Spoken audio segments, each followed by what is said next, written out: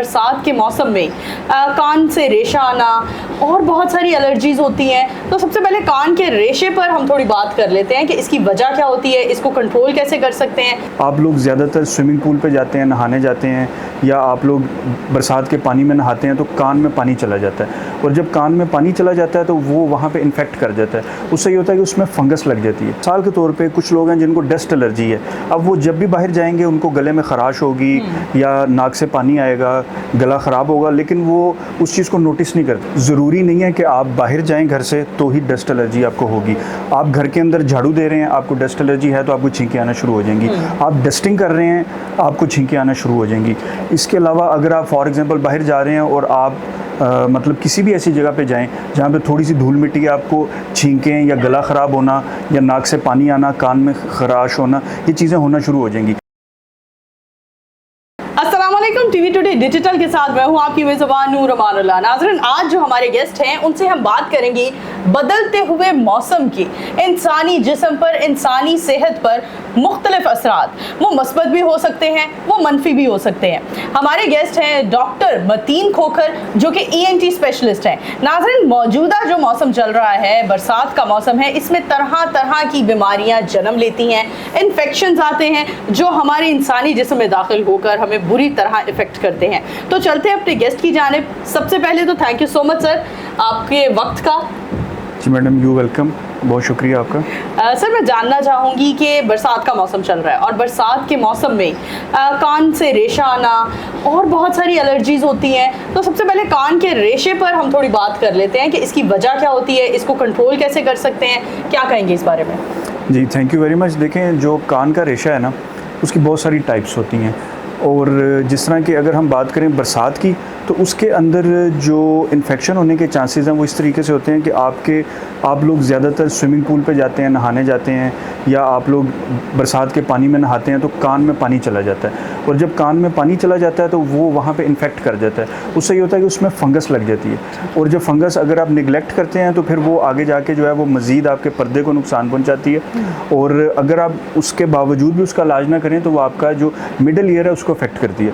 तो बेहतर यही है कि जिस वक्त भी आपको थोड़ा सा भी इशू महसूस हो कि कान के पर्दे में कोई खारिश हो रही है या कान के बाहरी हिस्से पर खारिश हो रही है या आपकी तबीयत ख़राब हो रही है, तो फौरी डॉक्टर से रुजू करें। अच्छा डॉक्टर साहब, हम ये भी सुनते हैं कि कान का ताल्लुक नाक से होता है, नाक का ताल्लुक कान से होता है, इन दोनों का ताल्लुक गले से होता है। मतलब कोई भी एक अगर आपका पार्ट ऑर्गन अगर ख़राब होता है, नोज़ का इन्फेक्शन होता है, तो थ्रोट का इन्फेक्शन भी लाजमी हो जाता है। इसकी क्या कनेक्शन है, क्या साइंस है इसकी?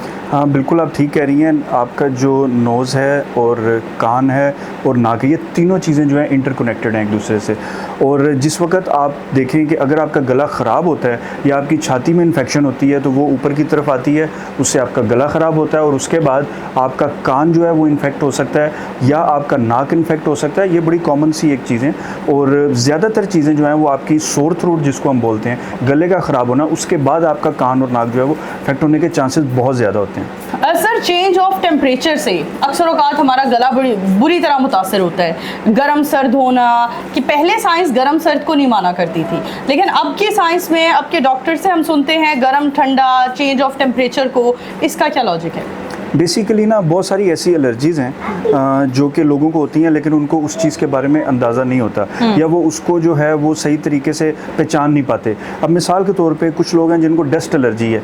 अब वो जब भी बाहर जाएंगे उनको गले में ख़राश होगी या नाक से पानी आएगा, गला ख़राब होगा, लेकिन वो उस चीज़ को नोटिस नहीं करते, और आहिस्ता आहिस्ता ये सिम्टम्स बढ़ते जाते हैं। उसी तरीके से जिस तरह आपका मौसम चेंज होता है, तो हर मौसम का जिस तरीके से फल अपना है ना, उस तरीके से इसके अंदर पॉलन्स होते हैं, मुख्तलिफ ऐसी चीज़ें होती हैं जो कि आपके सांस की नाली को और नाक को जो है वो अफेक्ट करती हैं, और कुछ लोग इससे बड़े सेंसिटिव होते हैं, और जिन लोगों को ये ख़ास किस्म की एलर्जीज होती हैं वो लोग इन चीज़ों से ज़्यादा अफेक्ट होते हैं। अच्छा डॉक्टर साहब, लाहौर आलूदगी में, माहौलियाती आलूदगी में बहुत ऊपर जा चुका है, नंबर 1 में, नंबर 2 में इसका शुमार होता है। तो माहौलियाती आलूदगी डस्ट एलर्जी की तरफ भी आपको साइन देती है। बहुत सारे पेशेंट्स होते हैं, बहुत सारे हमारे पेशेंट्स वाकिफ़ नहीं होते हैं कि वो डस्ट एलर्जी का शिकार हैं, बाय बॉर्न हैं या अब आकर हुई है, इसके सिम्टम्स क्या होते हैं इनिशियल स्टेज के?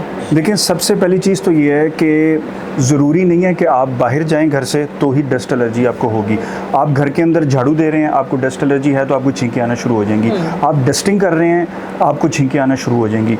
इसके अलावा अगर आप फॉर एग्जांपल बाहर जा रहे हैं और आप मतलब किसी भी ऐसी जगह पे जाएं जहाँ पे थोड़ी सी धूल मिट्टी है, आपको छींकें या गला ख़राब होना या नाक से पानी आना, कान में खराश होना, ये चीज़ें होना शुरू हो जाएंगी। इसके लिए बहुत ज़रूरी है कि आप जो इससे बचाव की जो तरतीब है वो आप उसको अपनाएं, क्योंकि अगर आप इसको अवॉइड नहीं करते तो ये आहिस्ता आहिस्ता आपकी तबीयत को मज़ीद ख़राब करती है। सर, एहतियाती तदाबीर में बचाव के लिए आप क्या सजेस्ट करेंगे? सबसे पहले तो इसके अंदर मैं ये कहूँगा कि आप मास्क यूज़ करें। ओके, ठीक हो गया।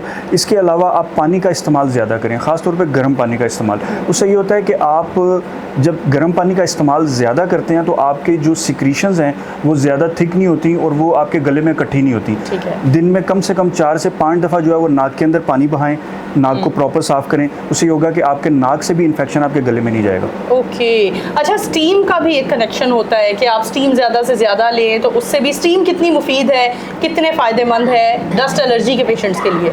बेसिकली स्टीम एक इसका बहुत ज़्यादा फ़ायदा तो नहीं, लेकिन इसका मेन इफेक्ट ये होता है कि ये आपका जो भी सिक्रीशंस है उसको लिक्विफाई करती है, क्योंकि एक तो ये हीटेड होती है, दूसरा इसके अंदर वाटर होता है, और ये जब आप इसको सांस के साथ इनहेल करते हैं तो ये आपकी सिक्रीशंस को लिक्विफाई करती है, जो कि आपकी अगर लंग्स के अंदर कोई भी इन्फेक्शन है या छाती में इन्फेक्शन है तो वो आपकी बलगम के साथ बाहर आ जाती है। ठीक है। सर, रनिंग नोज शदीद गर्मी में, शदीद सर्दी में तो हम सुनते हैं कि फ्लू हो जाता है, रनिंग नोज शदीद गर्मी में और हब्स के मौसम में, इसकी क्या वजह होती है, इससे कैसे बचा जा सकता है? देखें, जो पेशेंट एलर्जिक होते हैं ना, और उसके लिए ज़रूरी नहीं है कि सर्दियों का मौसम हो, उन लोगों को ये अटैक्स होते रहते हैं ऑन एंड ऑफ, और ख़ास तौर पे ये तभी होते हैं जब वो उन चीज़ों को अवॉइड ना करें जिन चीज़ों से वो एलर्जिक हैं। जिस तरह कुछ लोगों को स्पाइस से एलर्जी है, अब वो अगर उसको अवॉइड नहीं करेंगे तो वो चाहे सर्दी है चाहे गर्मी है उनको सिम्टम्स आएंगे। जो लोग डस्ट से एलर्जिक हैं वो चाहे सर्दी है चाहे गर्मी है, दे विल अफेक्ट। ठीक है। अच्छा डॉक्टर साहब, हम एलर्जी की बात कर रहे हैं तो हमें बताएं कितनी किस्म की एलर्जीज़ हैं जो इंसानी जिस्म पर असर करती हैं? जी, थैंक यू वेरी मच। अच्छा देखें, पहली चीज़ तो मैं ये बताऊंगा कि एलर्जी की तो बहुत सारी टाइप्स हैं, और अगर हम कॉमन एलर्जीज़ की बात करें तो जिस तरह स्किन एलर्जी है, ठीक है, थ्रोट एलर्जी है, या जिस तरह कुछ लोगों को जो लोग दमे का शिकार होते हैं ये भी एक टाइप ऑफ एलर्जी है। उसके अलावा आपके नोज़ में पोलिप्स हो जाते हैं जिसको गदूद बोलते हैं, वो भी एक एलर्जी है। कान में खराश होना, ये बहुत सारी टाइप्स हैं एलर्जी की, और इसके बहुत सारे कॉजेज़ हैं। फॉर एग्जांपल आपने, अच्छा इस चीज़ में ना जो पेशेंट है उसने खुद देखना होता है कि ऐसी कौन सी चीज़ है जो मैं बार बार करता हूँ और उसके बाद मुझे ये सिम्टम्स ज़्यादा आते हैं, और इससे उसको पता चलता है कि फॉर एग्जाम्पल एक पेशेंट है, कोई भी है, उसके घर में पेट्स हैं और वो देखता है जब मैं उनके करीब जाता हूँ तो उसके बाद मेरी तबीयत ज़्यादा ख़राब हो जाती, तो उसको उन पेट्स को अवॉइड करना चाहिए। जो लोग घरों में कारपेट यूज़ करते हैं उन लोगों को एलर्जी ज़्यादा होती है, क्योंकि कारपेट जो है वो उसके अंदर डस्ट माइट्स जो हैं वो ज़्यादा रिटेन होते हैं, वरना फर्श तो आप रोज़ धोते हैं या साफ़ करते हैं, इस तरीके की चीज़ें। तो इसके अंदर बहुत सारी ऐसी चीज़ें हैं जो कि अवॉइडेबल हैं, और अगर आप उनको अवॉइड करें तो ये एलर्जी बिल्कुल क्योरेबल है। ठीक है।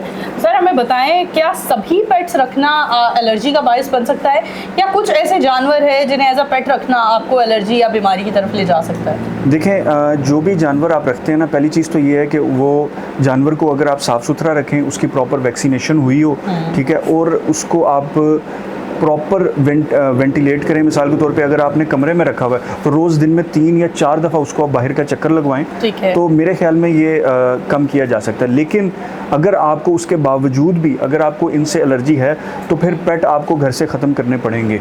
ठीक है, चाहे वो परिंदे हैं, चाहे वो बिल्ली है या डॉग है, कोई भी पेट है।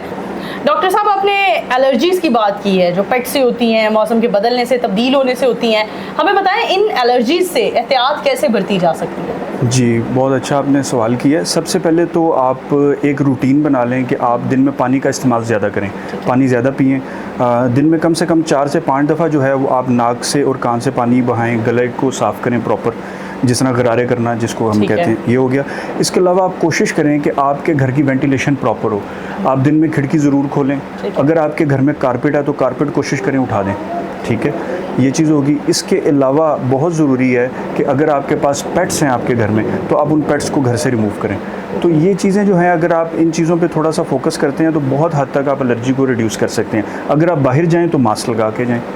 Thank you so much sir, बहुत शुक्रिया आपके वक्त का। जी नाज़रीन, हमने बात की कि कितनी किस्म की एलर्जीज़ हैं और उन एलर्जीज़ को हम किस तरह कंट्रोल कर सकते हैं, घर में जानवर रखने के क्या नुकसान हैं, और अगर घर में जानवर रखा है तो उसकी एहतियात क्या है। इसी के साथ अपनी मेज़बान नूर अमान अल्लाह को दीजिए इजाज़त, दोबारा हाजिर होंगे, तब तक के लिए अल्लाह हाफ़िज़।